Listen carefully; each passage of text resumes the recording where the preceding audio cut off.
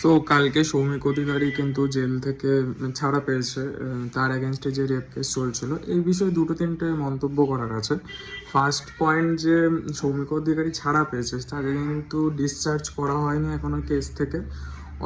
অর্থাৎ সে কিন্তু এখনো সেই কেসের দোষী, এবং সে বাইরে এসে যেভাবে ক্লেম করছে যে সত্যি সামনে এসছে, জাজমেন্ট যখন বেরোবে তখন সত্যি সামনে আসবে কি হয়েছে না হয়েছে। বাট এখনও জাজমেন্ট যেহেতু বেরোয়নি, তিনি শুধু বেল পেয়েছে।